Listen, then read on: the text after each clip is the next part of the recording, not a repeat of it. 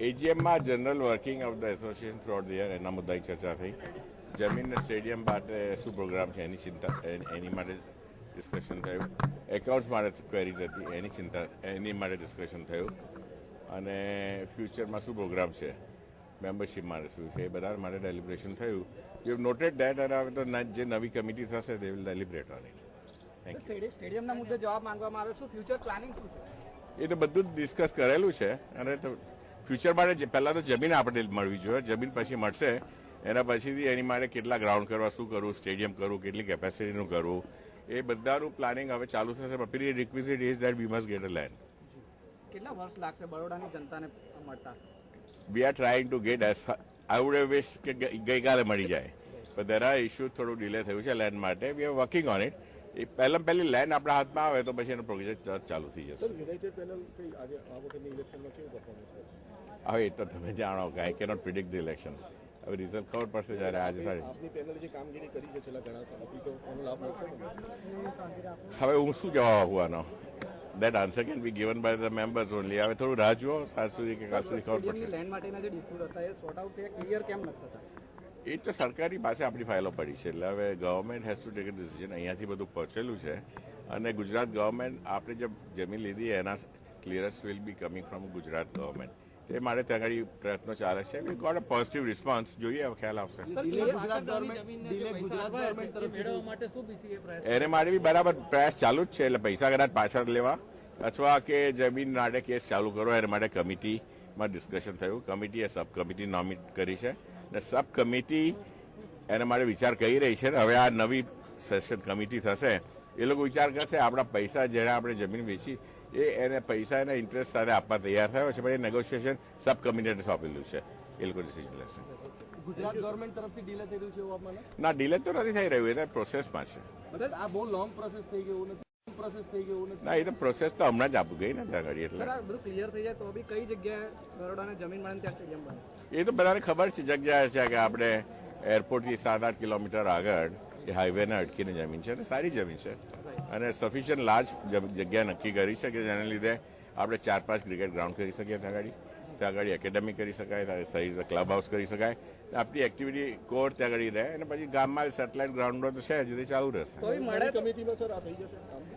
કે સ્ટેડિયમમાં આજે 2009-10નું બેલેન્સ શીટ ચર્ચામાં ચાલે છે. એની અંદર એના પાછલા બીજા 3-4 વર્ષ પહેલાં સાકરતા પાસેની જમીન લેવા માટે જે 4 કરોડ 17 લાખ રૂપિયા ચૂકવ્યા છે, એ 4 કરોડ 17 લાખ રૂપિયા હજી સુધી કાં તો પાછા આવવા જોઈએ, વ્યાજ સાથે આવવા જોઈએ, અથવા જમીનના પ્રીમિયમ વેચીને આવવા જોઈએ, એવી રજૂઆત કરી. અત્યારે વડોદરા ક્રિકેટને માટે સ્ટેડિયમ વગર મેચ આવવી અઘરી બની ગઈ છે. એટલે એ સ્ટેડિયમ તાત્કાલિક કોઈ બી જગ્યાએ બનવું જોઈએ. એટલે એ સ્ટેડિયમ માટે સૌથી પહેલો મહત્વનો મુદ્દો ઉઠાવ્યો. એકાઉન્ટની અંદર જ્યાં આગળ પાછલી મેચમાં 2007ની મેચની અંદર જે ખર્ચો થયો હતો એના કરતાં 2.5 ગણો ખર્ચો થઈ ગયો. એ અચાનક ખર્ચો કેમ વધી ગયો એનો પ્રશ્ન ઉઠાવ્યો હતો. એ સિવાય મેમ્બરશીપની નવી મેમ્બરશીપો કેમ લેતા નથી? નવી મેમ્બરશીપો લેવી જોઈએ.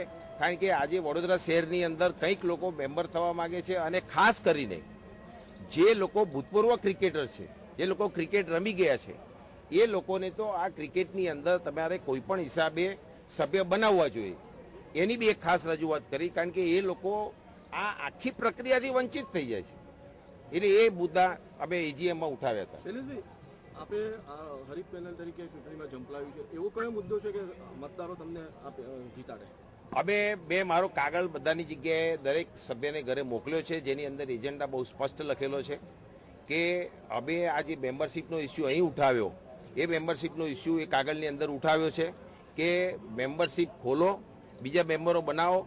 આ આખી ચૂંટણીમાં મને ઘણા મીડિયાના મિત્રો વારંવાર એક જ વાત કહે છે કે શૈલેષભાઈ તમે લડો છો પણ તમારા માટે અઘરું છે. મેં કહ્યું મેં હિંમત એટલા માટે કરી છે કે કોઈકે તો એની સામે જવું પડશે. કારણ કે એમણે પોતે બનાવેલા જે મેમ્બરો છે એ મેમ્બરો મારફત એક મુસ્તાકીમાં છે કે અહીંયા આગળ કોઈ પણ સંજોગોમાં બીજું કોઈ ઇલેક્ટ થઈને આવવાનું નથી અને નવા મેમ્બર અમે ખોલવાના નથી, જેથી કરીને અમારી મેજોરિટી જેટલા વર્ષો ચલાવી હોય એ વર્ષો ચલાવ્યા સિવાય અને એની સામે એક લડાઈ ઊભી કરવા માટે અમે લોકોએ નક્કી કર્યું કે નહીં, આ પરિસ્થિતિને આપણે સામનો કરવો છે અને સામનો કરવા માટે અમે આ ચૂંટણીની અંદર ઊભા રહ્યા છીએ. વાત કે આઈપીએલ ના ચેરમેન ની સામે તમારી લડાઈ છે અને એ પાછા બરોડા ક્રિકેટ એસોસિએશનમાં શું કહેશો તમે? હા, એટલે મોટા નામથી કોઈ ચૂંટણીમાં ગભરાતા નથી. ચૂંટણી એ લોકશાહીની એક પ્રક્રિયા છે અને લોકશાહીની પ્રક્રિયાની અંદર દરેકને પોતાનો હક છે અને મતદાર જો જાગૃત હશે, અમારી વાત એમને સ્વીકાર્ય હશે તો મતદાર 100% અમાને મત આપવા માટે વિચારશે અને એ વિચારને બળ આપવા માટે અમે ઉભા રહ્યા છે કે જેથી કરીને કોઈ મોટા માથાથી અમે ડરતા નથી. એ એક સંદેશો બહુ સ્પષ્ટ આપી દેવા માંગીએ છીએ. इंटेंशंस की अगर बात मैं क्या कह सकता हूँ, देखिए ज़मीन का जो इशू है ये साल ब साल चला आ रहा है. 5 साल से ज़मीन का इशू है. पहली ज़मीन के पैसे दिए इन्होंने फिर वापस लिए हैं, दूसरी ज़मीन के पैसे दिए हैं आज भी जवाब नहीं दे रहे हैं और ये 9-10 तीसरा साल है. तो आज हम 12 में बात कर रहे हैं और वो भी बाकी है, तो और 2 साल और हो चुके हैं, मतलब 5 साल से ज़्यादा हो चुके हैं और 4 करोड़ रुपए वही हैं और आज भी इनके पास कोई सोल्यूशन नहीं है. तो जब बार बार ये मीडिया में सवाल आता है और पूछा जाता है या हम जैसे मेंबर्स यहाँ पूछते हैं, इनके पास कोई जवाब नहीं है. आप देखेंगे अगर अकाउंट्स उठा के ऑडिटर ने 8-8, 10-10 महीने पहले साइन किया हुआ है, फिर भी नहीं बुलाते हैं मीटिंग. वो क्या कारण है, यही बता सकते हैं. एज मीडिया आई थिंक आप लोगों को डायरेक्टली ये क्वेश्चन पूछना चाहिए कि जब ऑडिट, आज मैं समझ सकता हूँ ऑडिट नहीं हुआ है तो आपने मीटिंग नहीं बुलाई. ऑडिट हो के और 10-10 महीने तक आपके पास अकाउंट्स पड़े रहते हैं, फिर भी आप मीटिंग क्यों नहीं बुलाते हैं? जब बीसीसीआई इतनी बड़ी संस्था हजारों करोड़ को जब वो मैनेज कर रही है और एवरी ईयर आप जानते हैं सितंबर 27-28 को उनकी मीटिंग हो जाती है, तो बीसीए तो इतना छोटा सा है, इसको क्या प्रॉब्लम है 2-2 साल लेट करने में? क्यों नहीं कर सकते? बिल्कुल कर सकते हैं. क्या इनके पास क्वालिफाइड लोग नहीं है? क्या इनके पास क्वालिफाइड अकाउंटेंट नहीं है? जिस तरह के खर्चे हो रहे हैं वो देखिए आप. ચાર ઠેકાણે 4 ક્રિકેટ એકેડેમી ખોલી હોય તો લોકોનો ટ્રાન્સપોર્ટનું બચે,